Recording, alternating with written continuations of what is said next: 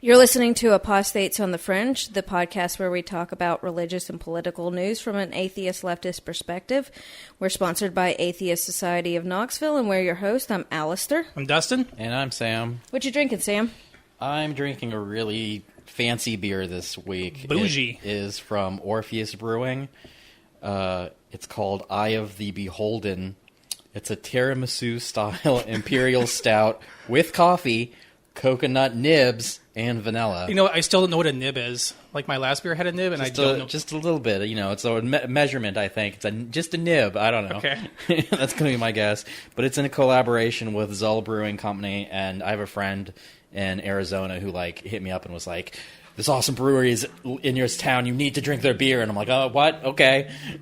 You were talking earlier about, that they have a theme, apparently, that the brewery? Yeah, they do, horror-themed beers. I know that the people at home can't see, but it's a rather beautiful can. It is. It's bougie. You're fancy. You, Dustin? You know what? I fucked up. I was like, I'm going to try a new beer. And then as soon as I brought it back here, I realized it was the same beer that Sam had been drinking, the last 2 weeks. So I have from the Jackalope Brewing Company out of Nashville, Tennessee. It's the Bear Walker, which is an ale brewed with maple syrup. And I got to say, I really enjoy the aftertaste, actually, of it. For a dark beer, it's much more pleasant than some of the darker beers I've had. It's drinkable. It's not too heavy. Yeah, it's not very sweet, so...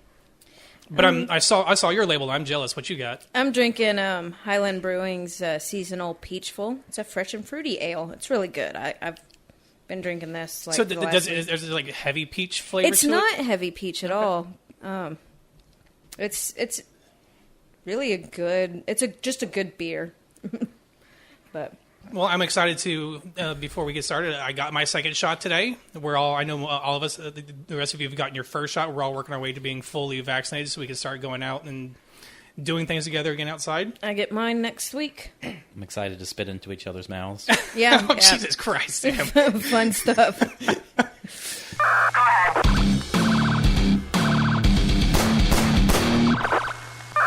this is example of the week. All right, so we got the jokes out of the way. As many people know, Knoxville hit national news this week. The information that's been put out by the news is not all correct information. A lot of it was misleading, and I think some of that is intentional. A 17-year-old boy was killed here in Knoxville while he was at school in a police-involved shooting. It was presented to the media as if it was a school shooting. We've now found out, that's not what it is at all. We are going to talk about Anthony Thompson Jr., but before we get into Anthony Thompson Jr., I think it's important that we talk about the history here in Knoxville of Austin East and the Knoxville Police Department. So we're going to start out talking about Austin East. Austin East is a predominantly black community. The school itself has the demographics. It's 80% African American, 11% white, and 5% Hispanic. This community is a food desert. They're pretty impoverished. They're very impoverished. You drive through there. There's some fast food places, but, the buildings are run down. There aren't enough jobs out there, and all of this is due to systematic racism. The city has neglected their community, and now they have gentrification that they're dealing with, which is, causing even more problems for them because, their resources are being depleted. I actually saw a good explanation of this where it's pretty much explains that when gentrification comes in, they replace the needed resources in that community with more touristy attractions.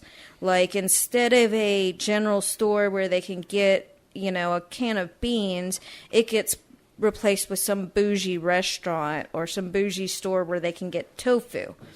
That doesn't help this community. So their resources get depleted, and that's kind of what Austin East community is dealing with right now.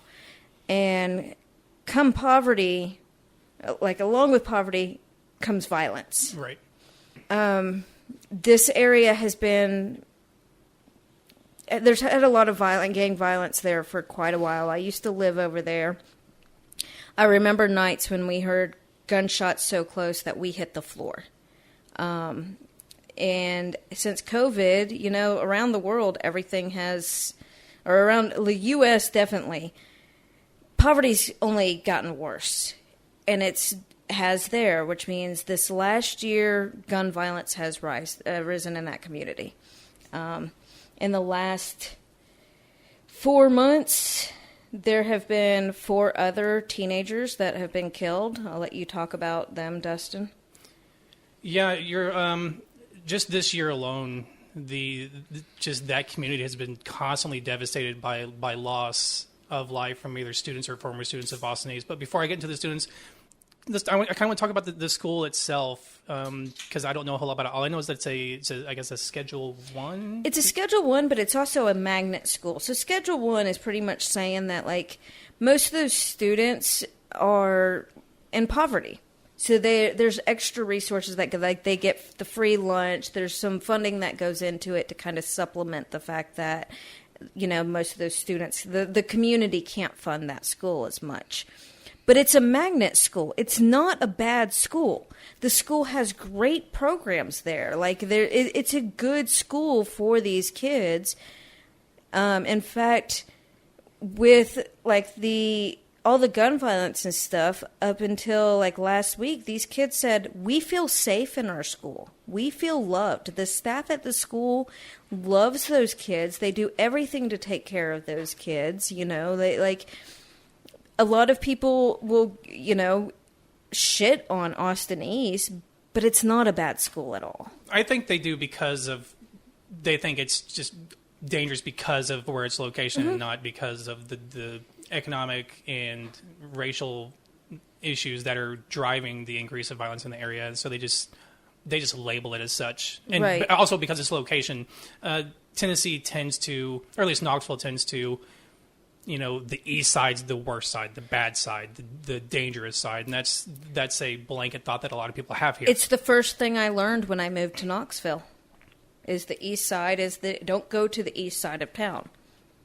Yeah. I've heard the same thing, don't avoid these areas, don't go to Cherry Street, things like that. Mm-hmm. And I mean, like I said, there is a lot of violence there. That's where most of the crime in our city is. But it's not because these people are monsters. It's because poverty and crime are linked together. A lot of these people, they're trying to survive. It's... You get a young kid whose mom's working, single mom because dad got busted for drugs and is in jail. Single mom's trying to work 2 jobs to put food on the table and having a hard time to make ends meet. And somebody comes up to this teenage kid and is like, well, you can make some money by selling drugs. This kid has younger brothers and siblings, and they just want to take care of their family, so they take the only option that they really know how to take. Right. So you did mention that there have been a series of killings. The first one this year alone, and that happened in January 27th. It was 15-year-old Justin Taylor, who was trying to stay, out of the gangs, out of the drugs, but was unfortunately killed by his friend. I don't have a whole lot of details regarding the case on that. I think that one was an accidental discharge. I think he was so Justin Taylor was a football player, came home around all the time, and left the house all the time, 8 o'clock in the morning, but then was killed by his friend. He was the first one this year that was killed. Now, this is not the first one in many months. Obviously, there's been constantly violence in that area, but... We should specify before we get too far into this that these 4 kids were not in the school. This Correct. all happened outside of the school nearby. Thank you for mentioning that. I did not mention that. These were either nearby, these were either current students or former students, but the first one was Justin Taylor. Again, a number of them... On February 12th, 16-year-old Stanley Freeman Jr. was gunned down by two people who were apparently waiting in ambush to kill him. Those two teens, aged 14 and 16, faced charges of first-degree murder, and that happened again shortly after. I mean, these are events are almost weeks or 2 weeks after each other, and the community is just constantly losing, members of the community and students. Okay, and the next two names I'm gonna read that were also either current or former students of the Austin East in that community. They have no suspects. They have no one to charge. These are kind of mysterious killings. The first one on February 16th. This is 4 days after the killing of Stanley Freeman Jr. was Janaria Muhammad. After that, on March 9th, was Jamarian Gillett. And again, this community is constantly holding candlelight vigils and remembering the lives of those lost. No suspect in either of those two cases. So, we've lost a lot of children here in Knoxville. And that's just this year alone. This year. So that's the history with Austin East. We have seen an increase in crime there. It has cost the community several children. Jamarian, I believe, is the one that he was actually leaving school and walking home. He wasn't the target. This kid had goals in life. He was trying so hard to stay out of trouble. That one fucked with a lot of people there because he was trying so actively. Like he had plans to get out of there, and he didn't make it. Yeah.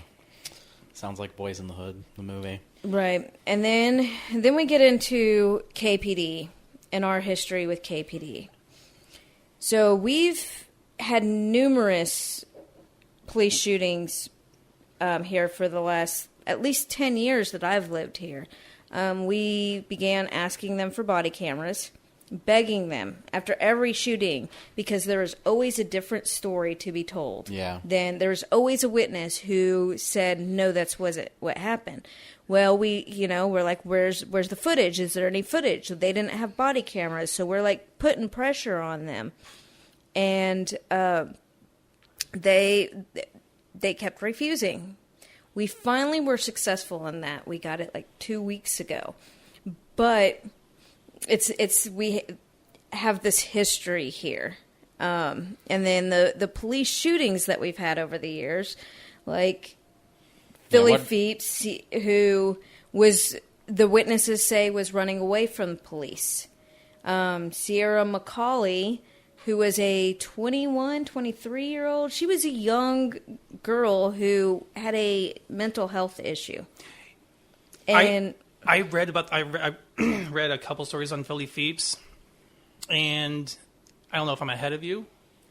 Talking about KPD's response, we didn't have body cam footage at the time. Mm-hmm. We just had to go by with what evidence they present to us. Right. And was he not shot in the back? He was shot in the back. That's what witnesses say, is he was shot in the back. I don't see if even the examiners said that they showed where the bullet where. Okay, so yeah, he absolutely was shot in the back. The response I found to be kind of bullshit, that he turned to avoid the shot is what they said occurred. Yeah, they claim he had like he's grabbed Neo or something. They claimed he had grabbed the cop's taser. Taser, that's right. And was trying to tase the cop, and when the cop shot him, he turned around and got it in the back. Witnesses say he was running away. Nobody fucking knows because there's no footage of it. And it was around the corner, so it was outside of the dash cam footage as well. The other side of all of this is the Knox County cops have a long history of controlling local media. And that comes in later to play into the story that we're going to talk about. That is absolutely true. In fact, there's a local crime group that was run by a freelance photographer. And he used to always he'd listen to his scanner and show up to crime scene to take pictures. Well, he ended up taking a picture of a cop strangling a kid. Had his hand on his neck. That picture made like national news and ended up the cop who did it got in trouble for it. He was strangling a white kid though, so. Yeah, but immediately the scanners were encrypted. He could no longer listen to it. So I was going to mention that because I thought the scanners were encrypted now. That they weren't before. That's why they're encrypted, because John Messner is the guy. He runs the Knoxville crime of East Tennessee. Now, John is trash. He's an absolute trash human. This group several years ago used to play a game called Diabetes or OD, making fun of people who were found dead in their car and things like that. They're basically a white nationalist group. Yeah. He's a horrible human being, but he is actually doing a good bit of work on calling out police on accountability. That's the only thing this man has for him, because he does see that. He recognizes why are the police hiding everything? Why don't they want the public to know what they're doing? And he has excellent points. This is the only thing that this man and I see eye to eye on. We fight about shit on every other topic, but when it comes to police accountability, John and I are right there saying the same damn thing. Before we move too far on from Philip Phelps, and I found irony in that article, and when the officer who was engaging with Phelps said that when apparently Phelps was allegedly on top of him and was on his throat, that he couldn't breathe, and that's when he felt his life was in danger. And I felt that's ironic, because how many people have died due to the cops holding them in chokeholds, right, where they can't breathe, and now all of a sudden he can't, and that's when his life is in danger. So And- I just found that ironic when I read the article. You know that what? just popped out at me. There's no proof of that ever happening. Right. We don't have any evidence of that except for the officer's words. Yeah, and then they spin it in the media. I had heard another story by a personal friend. I don't know how much of this should go online, but of police pursuing someone from a local drug bust into a CBD shop, and then scuffling with the guy in the closet and shooting him in the arm, and then they told the media that the guy was robbing the CBD shop when he was really going there to flee away from them. Well, I mean, they spun it as he was robbing the You've place. been a victim of media. Yeah, I have too. Yeah, of Yeah. course. I saw it firsthand of how the media, they control the media to a point of where they try to control what is said in a way that they can lead what people believe without being held accountable for what they're saying. And they never retracted it, but I know we're going to talk a lot more about that when we start discussing Anthony Thompson Jr. and the media during that, but that's going to be later. One of the worst ones I knew about was in November 26, 2018. It was Sierra McCauley, young college student. She was having a mental health crisis. She called 911 for mental health. She was going through a crisis. She was suicidal. She ended up on her front lawn, or whoever's house it was. She was out on the front yard, butt-ass naked. No clothes on, but she had a knife in her hand. Nobody knows what happened that day, except for she was shot dead. How is a 19-year-old girl who's naked, you can see everything on her body, she has a kitchen knife in her hand, how is she so much of a threat that she must be killed? Yeah, never call the cops for a problem. It only escalates things. You know, And you we're going to couldn't discuss that definitely later when we start talking about Anthony Thompson Jr. you couldn't tase her and get 3 men on top of her, because I don't think she was too much bigger than me. You She can't really trust wasn't them big. to even know what a taser looks like. Oh, apparently, yeah. either. Right, well, there's that, but and we know, the community got absolutely no answers from this. Nobody nobody knows what exactly happened. There to have been her. several incidents where we don't have any evidence of, except for what the police present to us as what happened. Mm-hmm. And So it's an ongoing issue. and there's so many more names. I don't know if you want to go through the list, Dustin. I can go through the list. We have on August 9th of 2019, Cornelius Turner, and Jason McKinnick on January 19th of 2019.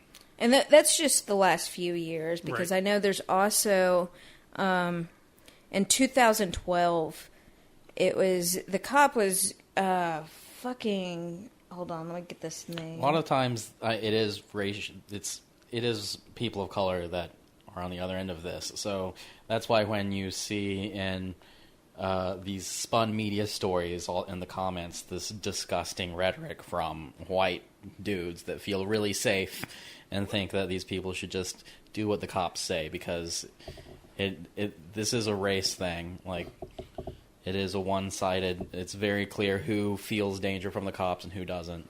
Yeah, so perfect example of Phoebes when he was first accosted by the police officer. He approached him and said, because he was looking for a hit and run, I guess, driver, and he says, "Well, do you own this vehicle?" And he's like, "I don't drive." And then he called back for a description. He was like, "Oh, it was a darker Latino man." And he goes, "Yeah, I thought so," or something akin to that. Like he said, "Is that right?" Right. Immediately pinpointed him as a sub. And we still don't know if he was even the one involved in the hit and run. Right. We never got that information. Cops are as lazy as they are racist, and that's how they narrow that. We talked about down. it either the last episode or the one before, where they just rolled up on the black man and immediately assumed that he was the perpetrator, but it was a white woman that called it on her white boyfriend. But they're like, "Well, you know who we're looking for?" Remember? I mean, we just talked about that. They roll up and just see person of color and assume that that's them.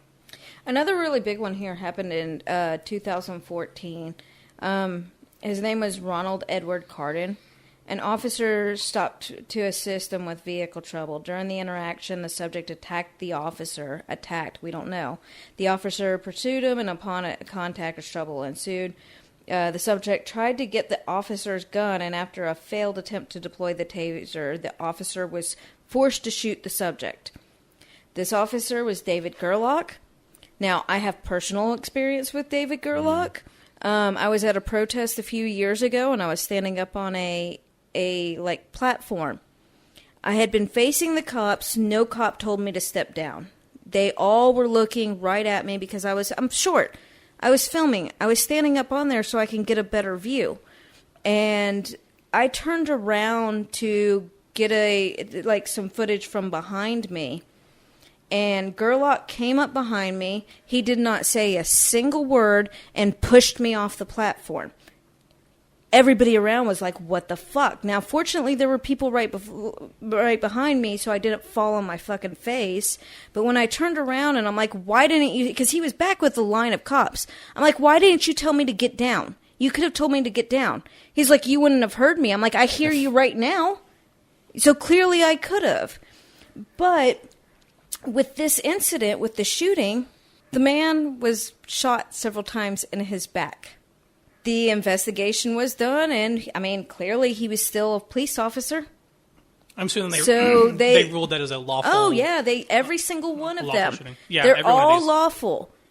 Even though, we see these cops, and, they're violent.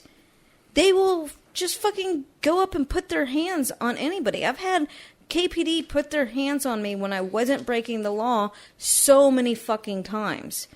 They don't fucking care. And then when people, and I'm one of those, because you have a natural reaction. Fight, flight, or freeze. I've learned. I fight. It's that's just what I don't think about it. You put your hands on me, I'm going to jerk away. I'm going to try to get away from you. Right. Survival instincts do right. And so, when you talk about people resisting arrest, this is what it is. We see our violent cops out here. When they put their hands on us, we get scared and survival instincts kick in. Apparently scared as you should be, because they have it. They can and will get away with killing you. Well, and not like it even matters if you do it willingly. How many videos have you seen where a docile person in custody, I think it was last year, we saw the officer just starts beating the shit out of the guy who was standing there calmly complying. He wasn't resisting arrest. He just the cop just starts wailing on this cat. So it's not like these people, get arrested calmly if they don't, even if they listen to all orders given to them, they're still in danger. And then we know that cops will give confusing orders to people on purpose. Yeah, it just happened. We don't have time to talk about that. The lieutenant, the military, right. because we have so much to talk about today. But that was. And then I'm pushing that later. That was part of the cops' training process. It's built into their training to dehumanize them, dehumanize the public to them. They are made to be bastards. When we say all cops are bastards, we mean that as part of their job description is to be a bastard. And that's what they are taught in their police training. That's why they go and work in the jails first, because it's part of their dehumanization process, an us versus them mentality. So up until I don't actually know when this changed, because I know when Philly Feep was murdered, this was the procedure. Every police department in Tennessee, if there was a officer-involved shooting, it was handed to Tennessee Bureau of Investigation. Except for Knoxville. Knoxville and Knox County, if there was a police-involved shooting, they investigated each other. So the sheriff would investigate the KPD, and KPD would investigate sheriff, sort of thing? Yes. Sounds like a circle jerk to me. It is definitely a circle jerk. So we raised hell about this after Philly Feep, and everybody realized, what the fuck? This makes no sense. So now TBI is investigating officer-involved shootings, but David Roush, who's the director of TBI, is the former KPD police chief. Now they have a third buddy in their circle jerk. So, what is that really accomplishing, System's built that way. It's really frustrating.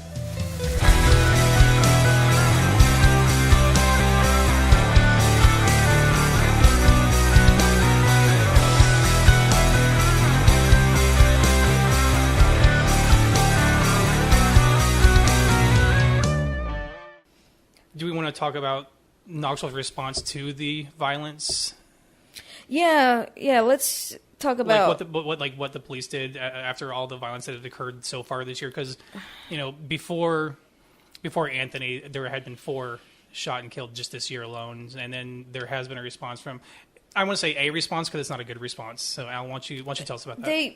So, as I said, all of these kids in that community were saying they felt good. They felt safe in their school.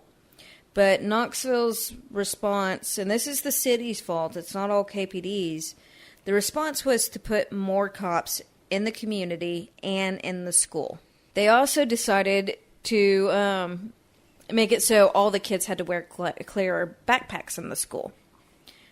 That's what they did. They didn't look at maybe we should put resources in this community and help lift them out of poverty because, there's all this data out there that links poverty and crime.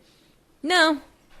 They haven't done shit like that. Just more police. Just put more police out there. Well, that is kind of the Republican. Tennessee is a hard right state. Let's not kid ourselves. Even Knoxville, even though we kind of surround ourselves with, left people, even Knoxville by and large is still 20% of the county, right? And their goal is more guns equal, more guns in hands equal less crime is what they think happens. I don't even think they really believe that. Even that's just what they sell their idiot voters. What they really believe is they don't give a shit. They don't care. So if you show them clear data that putting more cops in a community escalates violence, they don't care. So, obviously, none of that worked, and brings us to Monday. Yeah, brings us to Monday. So, Al, why don't you tell us what happened Monday? And let's limit it to what we knew Monday. I'll tell you what I knew. The first story? Yeah, because the stories that they came out to us obviously changed every day. I'll go through, how I learned about everything that happened. I go to pick up my kid. First off, at around 3:15, I'm trying to do some errands downtown. 3:15, I notice a helicopter above me, and I made note about it because we don't see helicopters. You can tell it was kind of flying low. I'm like, something's happening, but I have 15 minutes to finish what I'm trying to get done before I have to pick my kid up from school. And, I get to the point, I'm running a bit late to pick my kid up from school, so I text them. I'm like, I'm on my way. I may be just a minute or two late. Don't worry. My kid responds, well, we're on lockdown. We can't leave anyway. And my kid was actually good. They're like, I feel safe, so that I wouldn't worry. But I am still worrying because their school has 2 separate buildings. If something's happening in one, my kid may not know about it. And I have friends that go to school there. And after 5 to 10 minutes, the school finally calls and lets all of us know that, it's an incident at another school. Okay, I'm glad my kid is safe, but I have friends with kids in other schools, so I'm still, wondering what's going on. And so I go to those stupid fucking Knoxville crime groups, and I see a live stream that's saying there's been a school shooting. There are cops fucking everywhere outside the school. One ambulance. Again, this is Austin East. Austin East, Right. Yes. As far as I know, only 2 schools went on lockdown here, and, well, 3, including Austin East. And then I go on and I'm, like, searching. I'm like, what the fuck is going on? Like, you know, I'm trying to get more information. Another video comes out from a child inside the school. And they show another student being taken out in handcuffs. So my kid finally gets released from school. I get home. I turn on the news there, and national media's already all over it. And they're presenting this to the public as if there's a school shooting. And a cop got injured. And they were quick to release that a cop was injured. That's Hero, the only hero reason. cop stop school shooting. Is That's the kinda what only I reason, saw. by the way, this shit went national news. I guarantee it, because the other 4 didn't went nowhere. It was presented to the media as a school shooting. So, yeah, Okay, yeah. national media is Okay. going to be all over it. And You're the only information that anybody would, like the police would release to the media is there was an officer shot. So this officer got, like, all the fucking media attention in the beginning. They wouldn't release anything about the kids, anything like that. Yeah. And then they finally came out and said the shooter has been killed and 1 person arrested. But there's no explanation. Like, why is this other kid arrested? What's going on? Right. If the shooter's... I was confused. I was confused just as much. And that's the thing. Everybody in Knoxville was confused. And I don't know, like, what everybody outside of Knoxville was thinking, but all of us here were like, this makes no sense.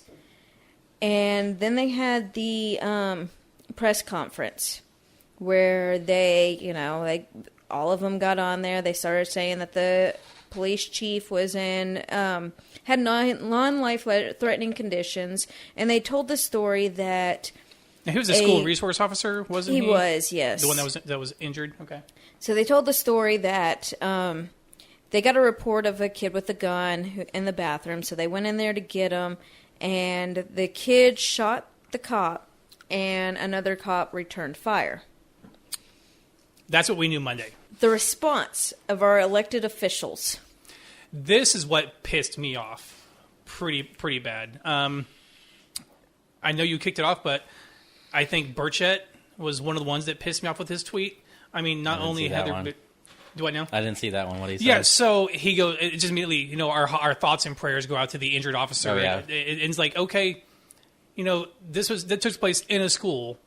We all thought there was a school shooting. And no regard for any of the children in the community. Yeah. Of course, my feelings, before I even heard anything, was like, I'm sorry for everyone except the cop. Yeah, that's what pissed me off, is that every headline mentioned this cop, but there was no information on the other person who was killed. And at that point in time, like when they first started releasing all the stuff on the cop, we didn't know who was killed. They still hadn't told us that. Right. We knew someone was in custody. We assumed that may have been the shooter. Yeah, Right. I even thought that the school shooter had killed somebody, is what I had thought from the headline I read. The initial incredibly reporting, vague. and response was just awful all around. Like one kid dead, hero cop injured, sad So- emoji. thoughts Our- and prayers. Our mayor, Which one, Kincannon or Ken Cannon, Okay. went on this press conference, and she's like talking about it. She's like, the officer, I went to go see him right after I left the school, and he's in good condition. He's conscious and in good spirits. In good spirits. You know, I was talking to somebody one of my friends that needs more clarification on the difference between liberal and leftist, and I was like, liberal is our mayor. Like, that's a good example of why we hate liberals. Kincannon's a good example of the liberal happy face. I'm so good and good for the community. Let's sweep up all homeless people and turn them into Soylent Green or something. But the community was all outside the school. Like, parents, concerned parents were all there, and she didn't bother addressing any of them. She went straight to that fucking cop. I mean, yeah, the community has been devastated by all just Right. this year alone, and not a single mention from any of these politicians. None of our representatives mentioned anything about this community, the students or their families. Just hero cop, like Sam said. The absolute worst response that I saw was during the press conference. Our fucking police chief, Eve Thomas, when asked at the end, like she tells what's happened, says the same bullshit story that this kid shot the cop. A reporter asked, "How did you feel when you first heard the news?" Now, keep in mind, not all the details are even out. She's just getting news of a shooter in the school. Okay.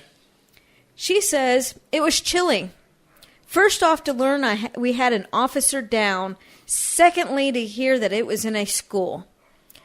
Not one single mention of the kid who was killed, his family, his friends, all the children in that school that were traumatized by the fact that one of their classmates were killed in that building. Nothing." You can see this reflected in the way they present it to the media as well, pushing the cop forward before any of this. This is That's not uncommon. It's part of their media we see it all the spin. time. They do it every damn time. But you see the reaction in the comments, that they get the reaction they want from it. In the comments, you'll see the 80% horrible people that live around here. The masturbatory circle jerk of the police. Yeah. That's what they want. That's the narrative they want. Then, talking about the officer, she also, after Kincannon had already told us that the officer was in good spirits and, all this shit, she goes on and she tells the media that he's in serious condition. Huh. Must have clipped an artery. That bitch is a goddamn liar. Oh, yeah. Like, she's a fucking liar. This is our police chief. She will lie, bold-faced fucking lie on national media. How the fuck are we supposed to trust our police department? The best image of Kincannon is when she was riding that tank and tank. waving. That's liberal American canon. I was going to mention that too. Yeah, the amount of toys our police department have. So that's what we knew Monday, right? That was Monday. That's what we knew Monday. All right, so let's talk about what we started to learn Tuesday. So Tuesday, a local activist goes and visits some family. And what the media didn't really talk about was that other kid that was arrested. Turns out we knew nothing of this. We person. knew nothing of him. I still don't know that. I still don't know the name. No, we don't know. We still don't know that.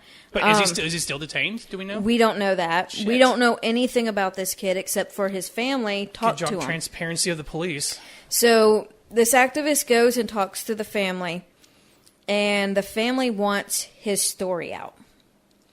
So they go live, and this kid's story is he was in the bathroom with Anthony. And he says that Anthony and his girlfriend got in a fight that day. She got upset and she left the school, and, she goes home and vents to her stepdad. Well, her stepdad gets upset and starts threatening Anthony, sending him texts saying he's going to the school. And supposedly this stepdad has actually become physically violent with Anthony in the past. I had heard that. So he gets scared. And he talks to his friend about it, and his friend's like, well, I got a gun in my car. We can go get it so you can protect yourself. The two boys sneak out the back door, or the side door, which, keep in mind, one of the safety protocols that were supposed to be in place is all these doors are locked, except all the doors are locked, period. But yet these kids are able to sneak out the side door. They go back into the school, into the bathroom, and hide out until school is out. The stepfather continues to text these threats, and Anthony responds, well, I got something for you. The stepfather calls in an active shooter situation in the school. Police show up. They go into the bathroom. The kid says that Anthony and the officer got into a scuffle. The cop went to draw his gun, shot himself in the hip, and another cop shot Anthony twice in the chest. Right. So this is the account of the. This is hearsay. Right, Right, sure. Technically, yes, it's hearsay. I just wanted to just clear that up. But can I, before we get into the rest of the story, I want to talk about the police response period. So there are 2 students that they know are holed up in a bathroom, and they know they assume or is told one of them has a gun. Mm-hmm. They feel the need to rush in there with a bunch of cops. Threatening. Right. I mean, you would think that they can talk and communicate through a door. Yeah, no de-escalation. I'm going to assume at this point that they know that the 2 people in there are at least friendly or together on purpose, and that no immediate danger is present. Why are they rushing in? Why are they rushing in to escalate the situation? Because they're rushing in knowing there's a gun. They're going to have either, I don't know why his gun wasn't drawn. I don't know why they even rushed in. I know they wouldn't come out, but there's fucking time. They were in there with no danger. No intention of a school shooting, as they said. They were barricaded in a bathroom. It's not like they can shoot anyone else. They had doors fronted. They could have easily waited, de-escalated, but that's not what fucking happened. Nope, they went in there. And... That's what pissed me off a lot about this, is that even if he had a gun and he shouldn't have, there are many other avenues and ways to get a student out disarmed. He had no intention of shooting any officer, shooting any other child. He was trying to defend himself from a person who, let's be honest, did kill him. That person's actions did end in the death of this person. I'm just saying... Do we have that person's name? Because I think that is where a lot of English should we be don't have on. that name yet. We don't, but... Yeah, and that has not been confirmed yet. What has been confirmed, the girlfriend has said, yes, they did get in a fight that day. Okay. So we knew that part was true. And then Wednesday comes. Wednesday was a big fucking day in terms of what the TBI released.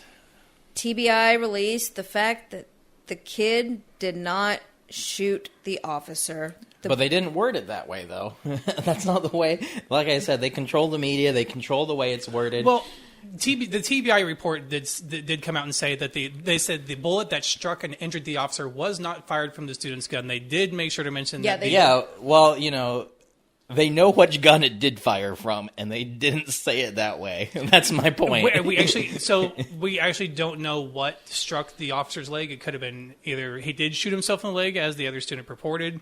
It could have been ricochet, although probably doubtedly. Except right now we have more to support the kid that was in the bathroom story than we have to support the police. They've been detaining this kid to keep him fucking quiet too.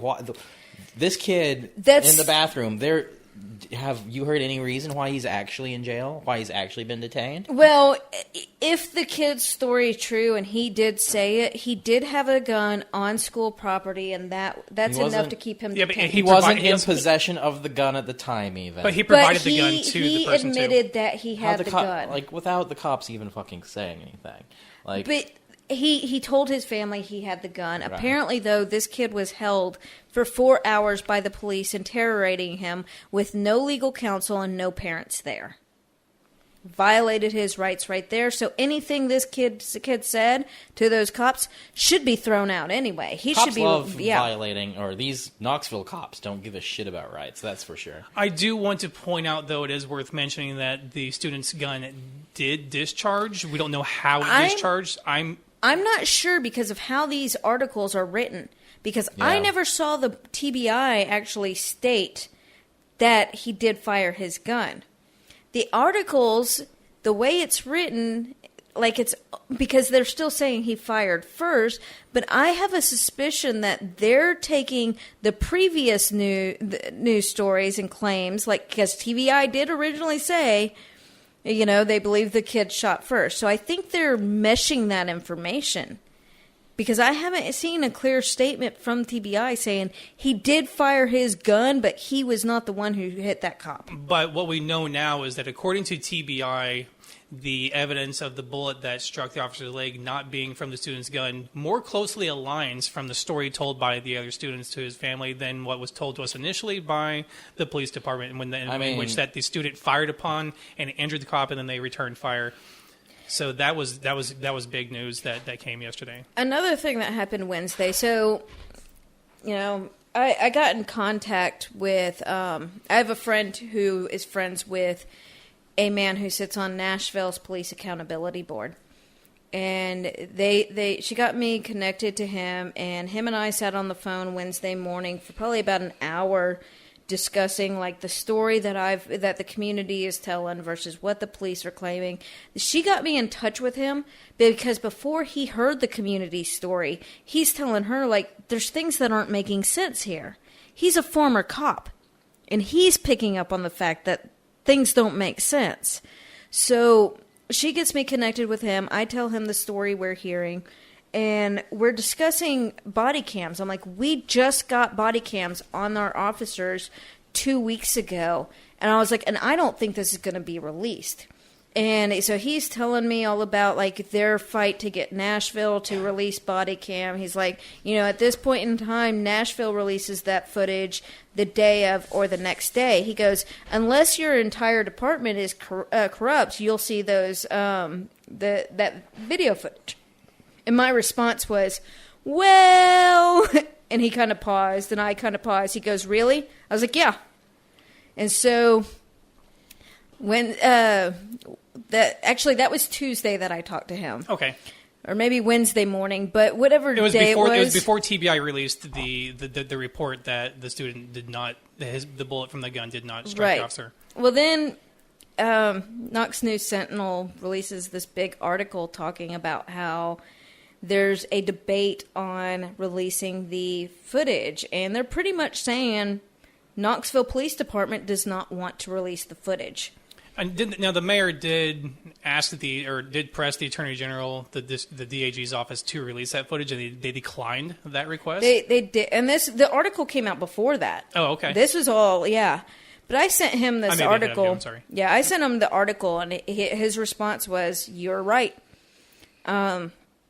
But he tells me, because the reason the article cites, so that the police or the DA is trying to claim that there's a Tennessee state law against filming minors and in a school. Sweet legal loopholes. But the guy I'm talking to, he's like, media does that all the time. That law applies to the media as well. All they do is blur the faces. You just have to redact it. Blur the faces and it can be released. So, I'm getting someone who's been both a cop, both checking the cops. He's dealing with body cams and getting body cam footage released on a regular basis. So he's telling me, no, they absolutely can release it. But that's what they're hiding behind, is these legalities. But they're going to fight tooth and nail, and that's what the DA is trying to claim. That's why she's not releasing it, because it has a minor. Well, they're also saying that they won't release it because it's currently under investigation. They don't want to taint that investigation. So we discussed that. Okay. When I first talked to him about it, what he told me, he's like, well, when Nashville first started doing this, because Nashville just got police cameras a few years back, so they were kind of new to everything too. He's like, the first time we wanted to see body cam footage, we wrote to Metro Nashville, and they said, well, TBI has this footage. It's under investigation, so we can't release it. So they contacted TBI. TBI says, it is under investigation, but we can't release these videos because they're property of MNPD, but they can release them. TBI made very clear these can be released. So they went back to Metro Nashville, and they sent them TBI's response. And Metro Nashville, they're doing great about that body cam footage. They get that body cam footage out immediately. So they can say it's under investigation, but that doesn't stop that footage. No, this is merely her decision to not release it. I wonder why they wouldn't want people to see that. Well, look how long it took them to release the footage that we saw today for the 13-year-old that was shot in Chicago, which the city prepared for, because I saw that video, and let's just say that cop shot rather quickly. Yep, it was super quick. That was disturbing too.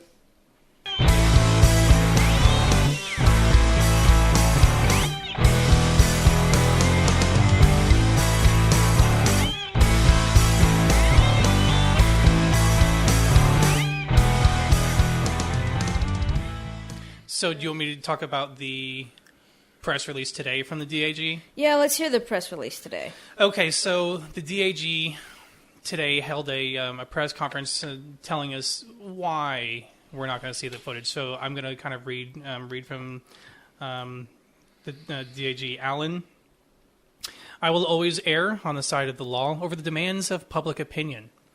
Once TBI completes investigation, it will turn the evidence over to the DA's office, which will review the case and determine if a crime was committed. And interesting to note is what I'm going to quote here is, there was a homicide of Anthony Thompson. Now, she said, now, was it lawful or an unlawful homicide?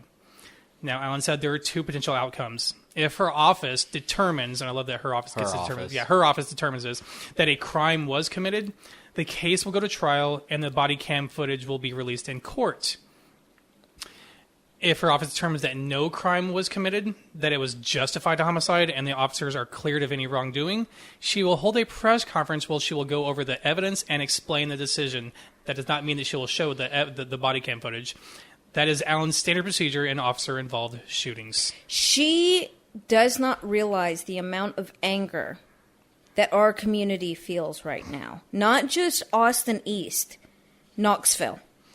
Surprisingly, when I went to WBI's article, once the news article broke that TBI found that the bullet that hit the officer wasn't the gun, I did what I should have done. And looked at the comments. I went to the comments, but overwhelmingly it was show us the fucking video. Right. Yeah. Clear this up right goddamn now. That's all they have to do. We, taxpayers, paid $5 million. Right. To get, it's a $5 million 5-year contract to have body cams on all of our uniformed officers. $5 million of our money. We didn't do that shit for decoration. We did that so our police can be held accountable. Exactly. And they're going to bullshit us. That's all this is bullshit. They don't, like, it's performative bullshit. Fucking Kincannon. It's all for the media. It all is. And then there's the fact, when we talk about the media, they let the media think for hours upon hours. National media think that this was a school shooter Hero cop thing. Yeah, don't forget this hero cop. Now that it turns out shooting. Now that it turns out though that the kid did not shoot the cop, national media isn't contacted. Mm-hmm. So the rest of the country isn't even paying attention to this shit because the media isn't covering it. Yeah, no national media aside from local and maybe even Nashville because it's within earshot. Right. Knoxville media is basically controlled by the state. So it's like outside of that, I haven't seen any updates because you would think that's pretty big news that an officer shot either himself or by another officer as big and as then all these killed other him. things. You would think that would make some news, but no, not even a little bit. Not one update that this was now not a school shooting, but an officer-related shooting.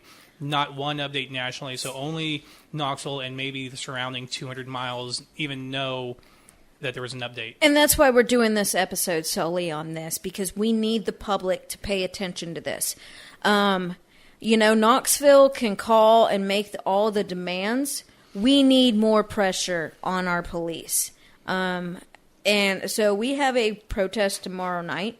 So we're recorded Thursday. This is Friday. There's no guarantee I even get this out before the protest releases, but I'm going to try to get this out as early as I can. It'll get out before our normal episode. I don't know what this protest is going to look like. It's going to be at the police department. The DA has now made very clear that they have no intention on releasing the only thing that could clear this up. They made that very clear today in that press conference. In fact, they made it very clear that if their office determines that there was no wrongdoing, that they'll just present their evidence, and that did not say we will then show the footage. That's just saying what we reviewed was X, and we made determination Y. It's been very clear from the beginning that they've wanted this whole thing to be swept under the rug. From them even claiming at the beginning that, it's a school shooting and we got a hero cop. Why would they even weave that narrative if they weren't trying preemptively to bury it? The cops were there. They know what happened.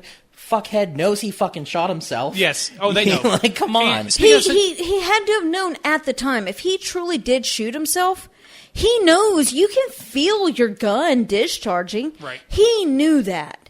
They knew that.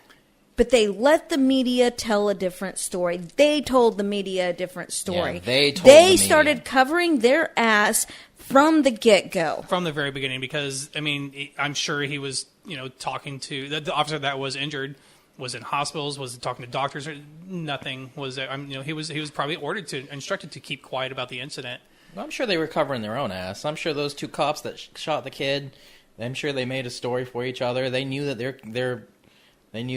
the cops, their office would protect them too. Well, I do want to discuss one of the facets of the story of the student. Again, this is unconfirmed. This is just from the hearsay from what was told to the activists. And correct me if I'm wrong, Al, in that once the shooting occurred, that the other officers began rendering aid to the injured officer.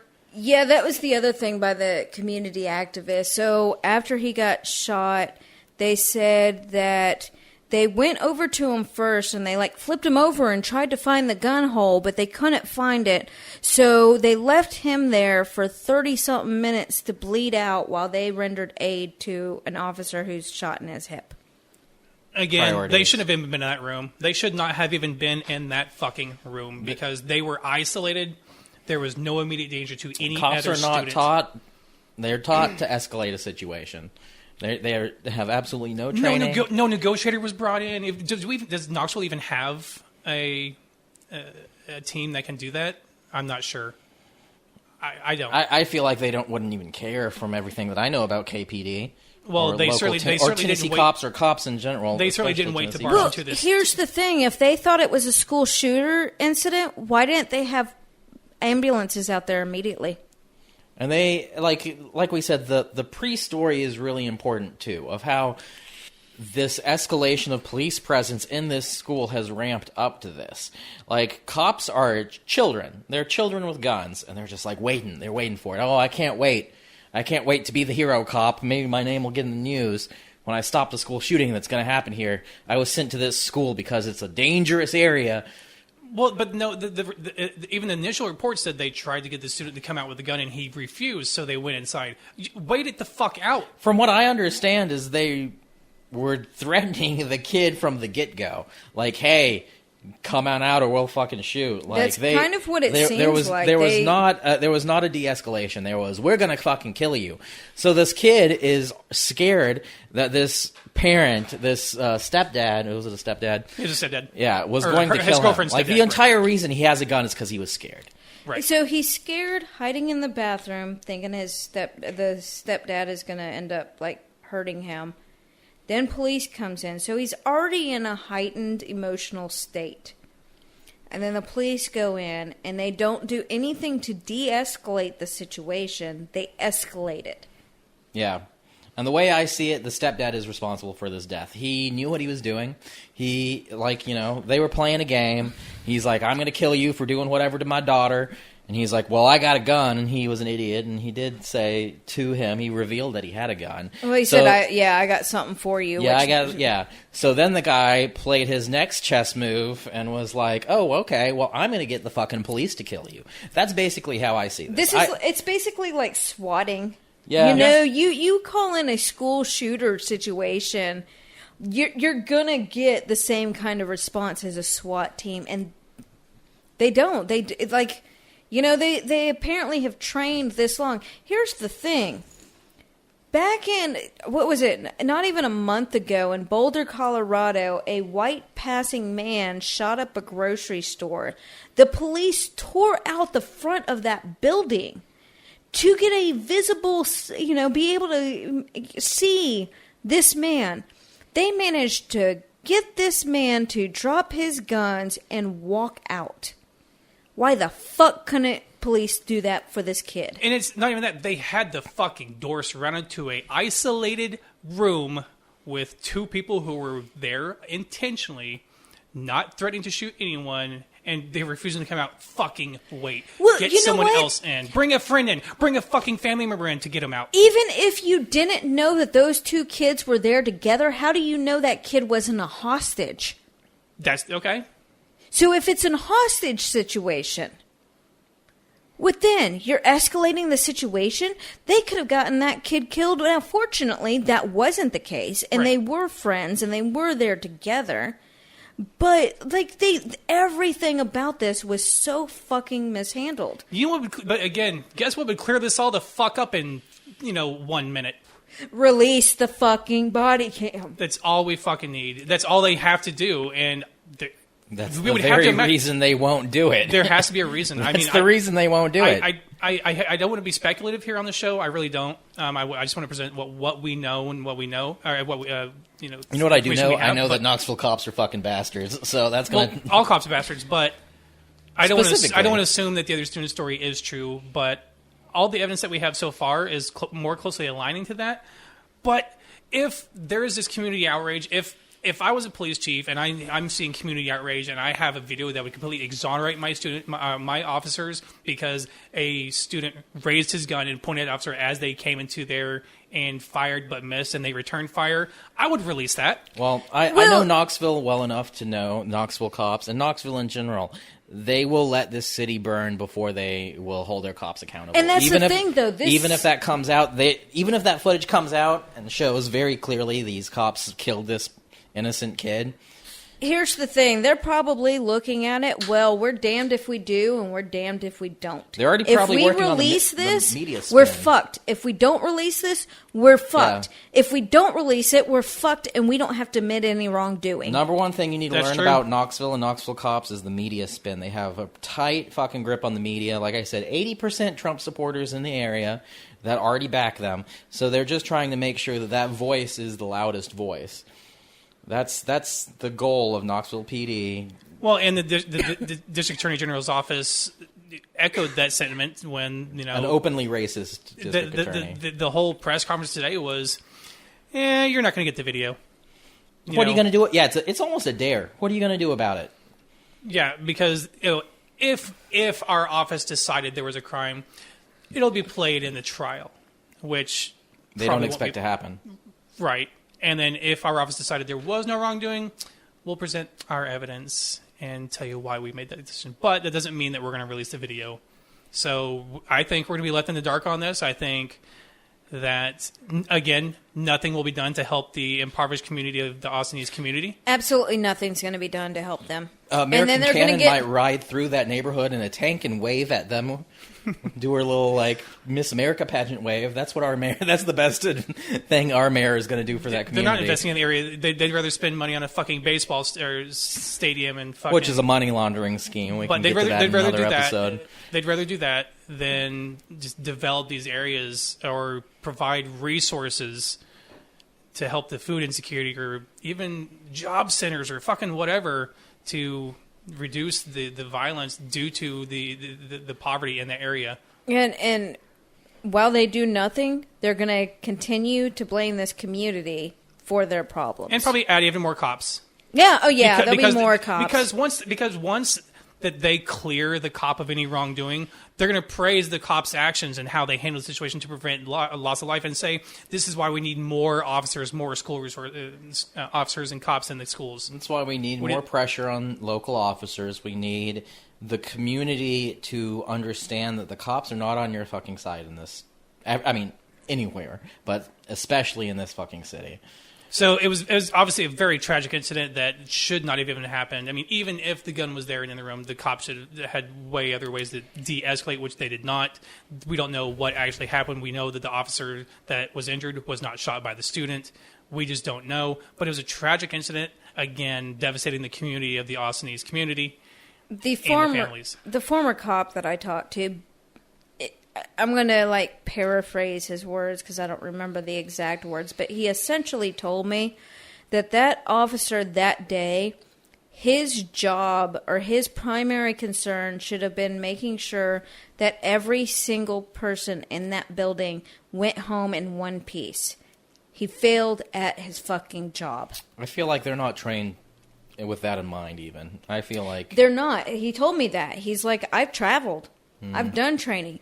The police are trained to make sure they go home alive. He's like, I don't agree with that. That's what you hear from bootlickers, too. Yeah. Do you know how dangerous it is to be a cop? Do you know how dangerous it is to like? It's join not a one of job the and- least dangerous jobs. In fact, the Pizza being man. killed, a cop being killed by a citizen is one of the least likely ways that they're going to die. One of the most likely ways is a by fucking a car car, yeah. accident. Yeah. I mean, can't say that I've never thought about it, seeing that someone pulled over, but Well, no, I mean, think about how many times, like, cops here in Knoxville, I drive for a living. I see it all the time. They'll flip their fucking red lights on to get through Yeah. their fucking flashy lights. To get through the red lights. I see it all the time. So I don't speed, mostly because not my current car, but my former car. My current car will have all these stickers, but I have a lot. Like, I had a fucking Count Dracula holding 1312. I have anti-police stickers on my car.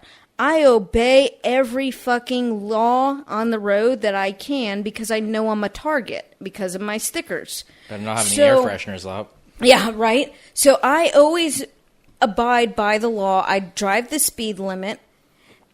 And these bastards, without their fucking red lights on, will fucking, or the flashy lights, will speed past me all the time. Yeah, they feel like they're above the law. Yeah, that's what they do. I've seen it all the time where they'll flip on the lights to go through a red light, and then like a block later, they come right back off. Yeah.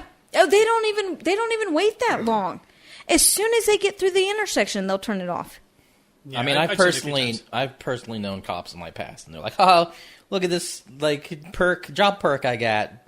Oh, that's disgusting.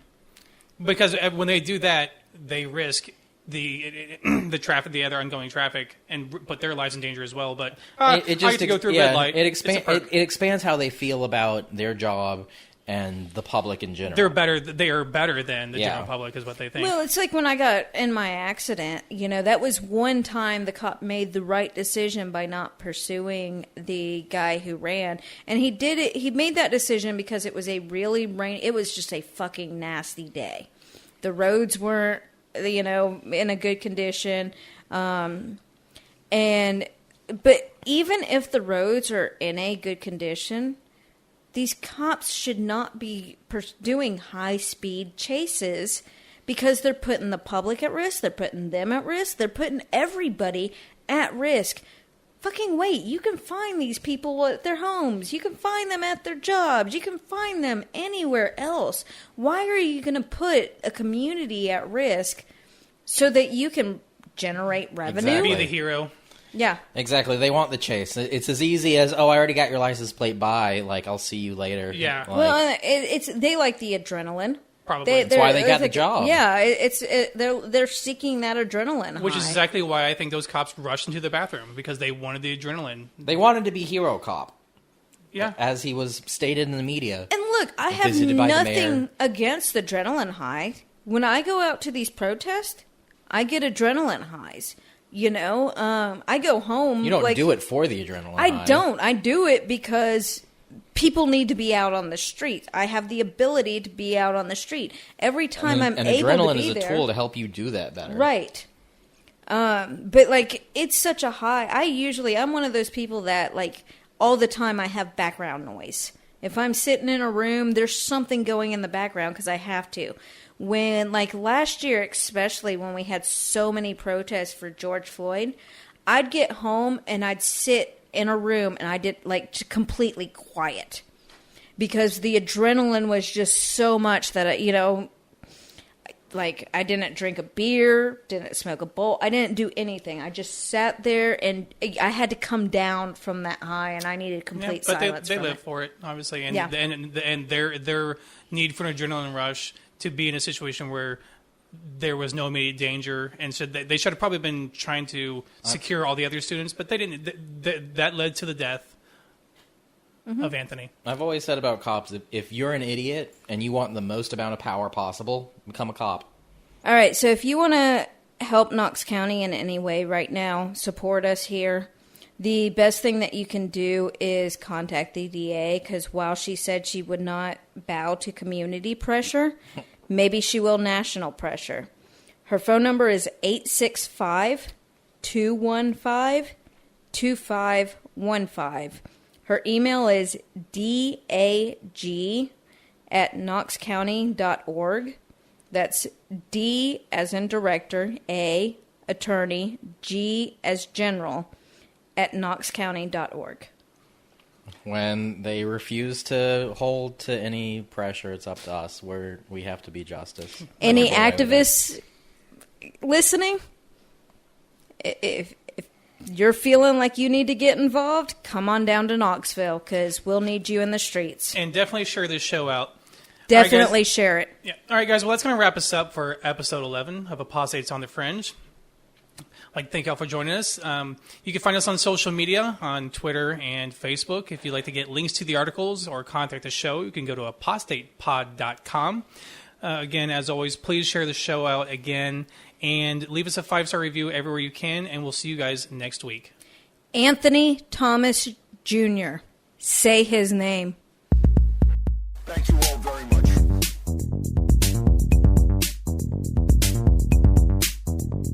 Apostates on the Fringe.